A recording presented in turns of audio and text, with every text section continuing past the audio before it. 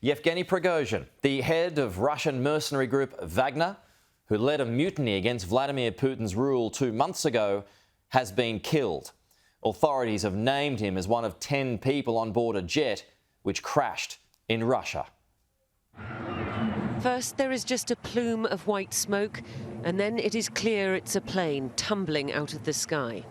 Russia's aviation authority says Wagner boss Yevgeny Prigozhin was killed on that plane, a man who, since he set his men on Moscow 2 months ago, was perhaps Putin's enemy number one, however the Kremlin liked to spin it.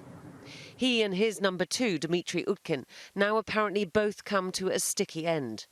That's if the Russian authorities are to be believed.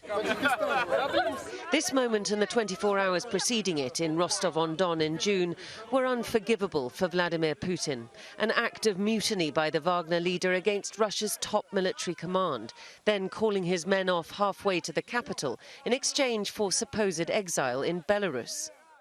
But it didn't seem much like exile. Prigozhin popping up in St. Petersburg, hobnobbing with African dignitaries and continuing to rail against the way the Ukraine war was being run from Belarus. The last we saw of him was this video published earlier in the week, most probably in the African Sahel, where Prigozhin said that Wagner would make Russia even greater and Africa even more free.